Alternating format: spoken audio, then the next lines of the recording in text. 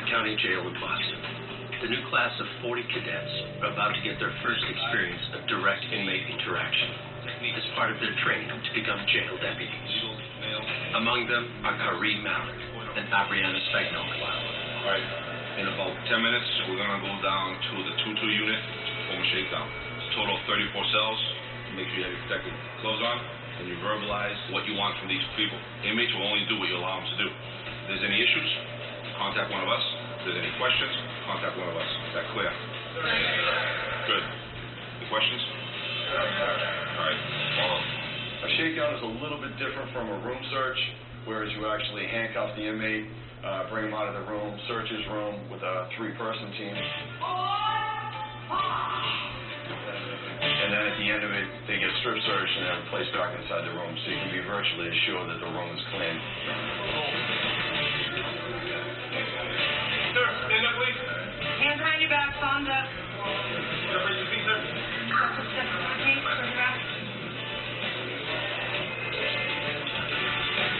They're looking for nuisance contraband, health and welfare type thing, milk, food that they might have taken off the feeding line, things like that. But they're also looking for contraband, weapons, drugs, anything like that. Guys, make sure all that milk comes out because you don't know how long it's been there for. So far, we've been in here for about, 15 minutes? And this is as far as I got so far. So it's like you want to get every inch. I'm breaking a sweat. So I feel better taking my time and finding something or not even finding nothing than rushing through it and overlooking 4 or 5 things. They did very well. They did exactly what they were trained to do. They've been doing an outstanding job. Shakedowns like these will become commonplace should the officer candidates make it as jail deputies. Every day we conduct random cell searches that are computer generated.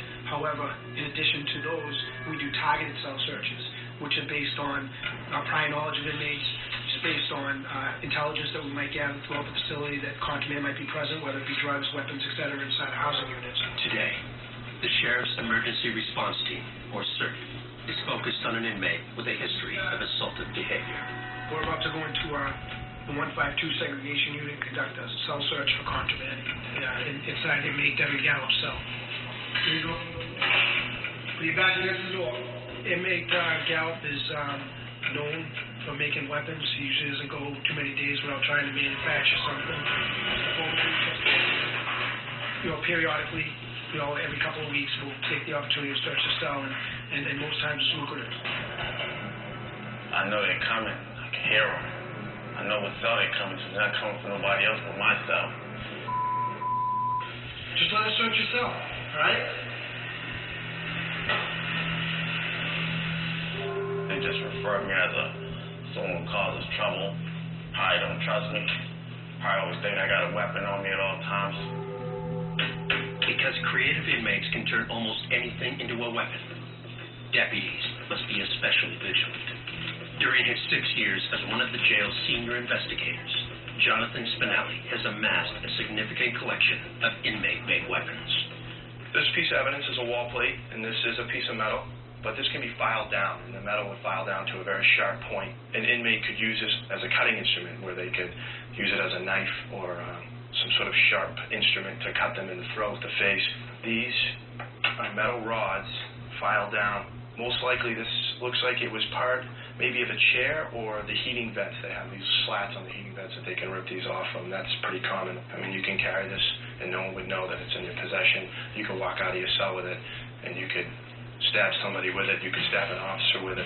The ingenuity behind some weapons is almost beyond belief. This is a paintball. It's very hard. It's probably about very similar to a small rock. And what inmates do with this is they chip the paint off the walls and they stick it in a copper container and they heat the water and they soften the paint to where it makes it very pliable and they can use it and round it into a ball such as this.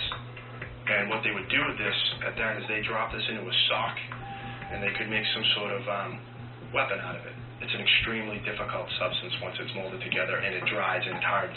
They're very difficult to break. If you were to take this and you were using this as a sock, you could, and again, with a significant amount of force that I slammed it against the desk here, It didn't break. It didn't even chip it.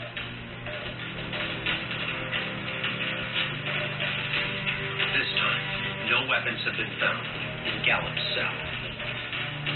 Keep your hands in front of your head, stand up and face the window. Stay facing the window the whole time. I don't know why I act up sometimes. It's like sometimes I just be bored. I look for excitement. I just look for somebody, some attention sometimes. That's why I act up sometimes. It's something to do, get the CERT team up here, have them come in here for no reason. It's exciting sometimes. No, sure. Pants. I think anybody would be lying if they didn't say that when they come to work, everybody knows that the threat is always there. The possibility of being injured is there. And that's why we can't be complacent. We have to continue to be very vigilant in what we do. And, the majority of us do a very good job at that. We only have each other to look out for. So. Coming up, pick up your feet and move. 4 boys learn what it means to be an inmate. Anywhere you want to go? Look around. And Sherman Badgett gets a special visit. I'm just glad that I came home on my birthday.